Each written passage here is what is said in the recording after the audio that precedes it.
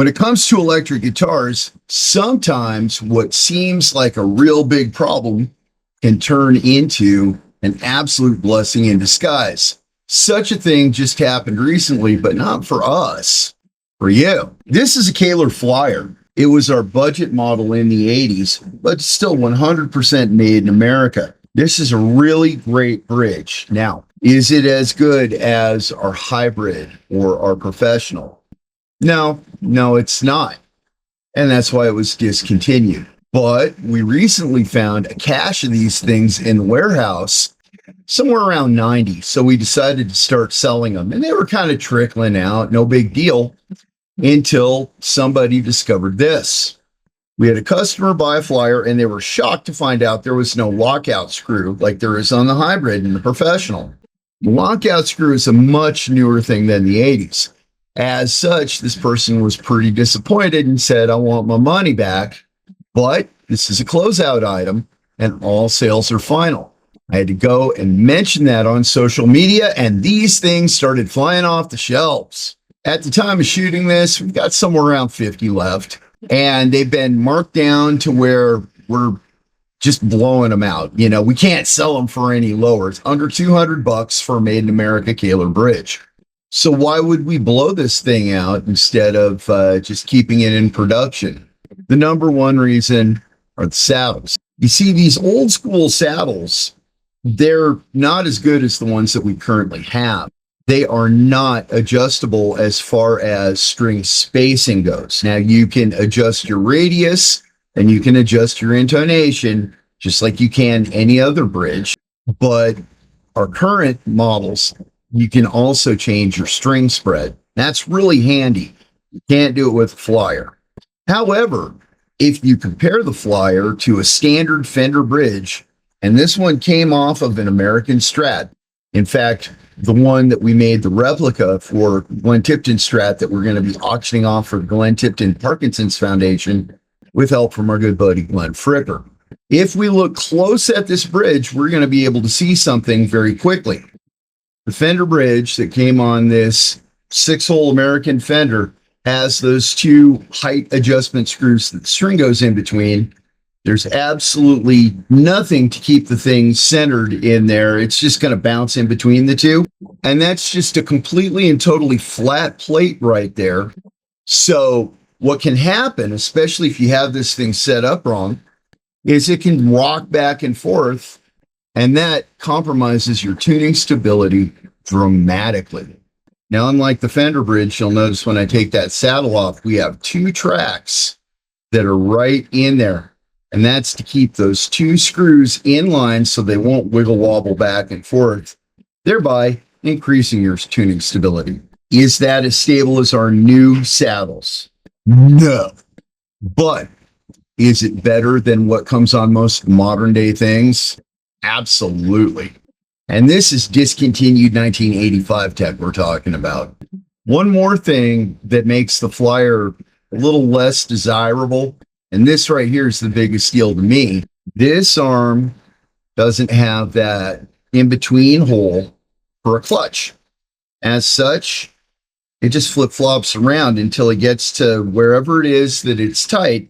If that's where you want it to sit, but then you want to move it out of the way like that, and then you want to move it back and use it, move it out of the way like that, maybe put it back like that and flutter it, which you can't flutter if you don't have a clutch. But then you move it back, and then you do this, and maybe you do some windmill stuff or whatever, and then you run out of thread. This will never stay where it is that you want it to, especially if you're constantly running up into it. You're just going to cut new threads. And that's why all of our remaining Flyers actually have a 3-hole cam in them. So you can do the flippy flop, but then you can also tighten this clutch down, and that thing ain't going to move unless you tell it to. And you can really make it tight. Now it's really going to stay put. And when you've got the clutch tight like this, you can flutter. And since this is kind of my jam for proving that a Kahler's got great tuning stability, we'll just do my little trick here where I play a G chord. And now I'll lay the guitar down, pick it up by the bridge, by the bar, flip it up like this, wiggle it back and forth. You hear it.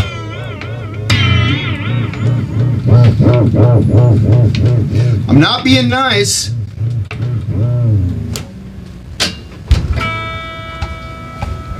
See how that G chord's doing.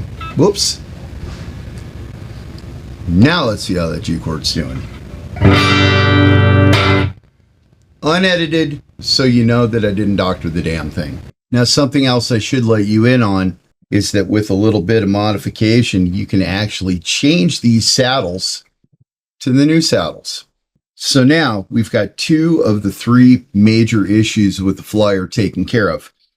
Issue number 1 is that the saddles are different. Well, while they're different, not as good as our top of the line saddles, they're better than anybody else's out there. Thing number 2, no clutch. Well, all our remaining Flyers do have a clutch.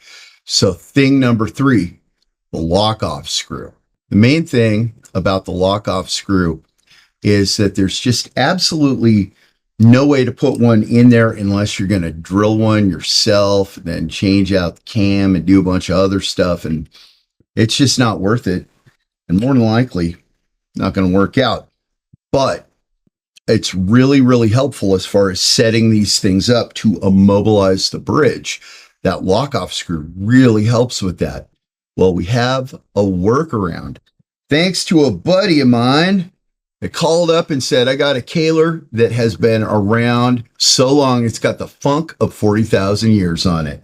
And he and I sat down and we discussed this entire thing and came up with this. That's right, screw. So this is a 440 screw, standard screw, and we're going to include one of these with every Flyer that we sell. You see how I'm screwing this down in here like this? This is going to help us intonate this bridge. And the way that it's going to do it is I'm just going to screw it in by hand until I feel it hit the bottom. Okay, so that's hitting the bottom. Now, what I want you guys to notice there is that the fine tuners are perpendicular to the body of the guitar. That's exactly perfect. This screw right here has now made it to where it's dive only. But if we want it to be extra fixed and extra stable and extra hardtail for intonating, what we're going to do is just kind of torque down on the load lever a bit so that whatever tuning we do up here as we're setting intonation and stuff like this, there's too much string tension for it to move too terribly much.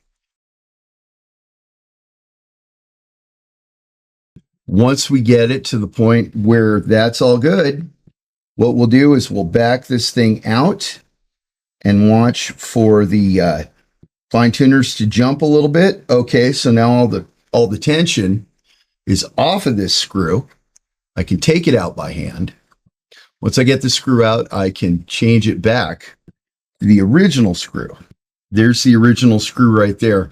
There are 3 of these things that hold the cage with the string hooks in. You only have to take out the center one, so you've got left and right, top and bottom, however you want to look at it, still doing the job, holding it in for this temporary amount of time. And then we can just put this thing back in here, screw her down tight, put our fine tuners back in. Once you have that middle screw back in there, what you do, put it up in the playing position, and then you'll just check with your tuner, because remember, you just set this thing up. It's properly intonated. It's all in tune, or it was before you loosen that screw up and everything. So then you'll just put this back in, hit an open note, and adjust until that one open note is in tune. Then check all the other strings. They should all be in tune as well. Put your fine tuners back in for those 2 strings. Retune the guitar yet once again, and it should be perfect. This is my personal Aria Pro Night Warrior. I wanted one of these things ever since 1985. They came with a Flyer. I work at Kahler, so I could have any Kahler bridge that I want on this thing. And I chose to leave a Flyer on because I feel that it's a really great bridge. And I like that it gives me the authenticity of the guitar. The only thing that I absolutely insisted on was swapping out the cam so that I had that clutch. Everything else is all original. And this is one of my favorite guitars to play. I absolutely love it. So if you've always wanted to get a Kahler, but you didn't want to fork out the $319, you can get one of these for $195. You can put on locking tuners, and as long as you've got a really good slippery nut, we recommend Graphtec, then you don't need to have a locking nut. You'll have way more travel than a traditional 2-point or a Fender or anything like that, 6-hole, what have you. Pretty good deal, I'd say. I know I love mine. I'm not giving that up for anything. So there you have it. The next 50 people who buy one of these flyers are going to get one hell of a smoking deal. Till next time, this has been Eddie for Kahler. See you next week.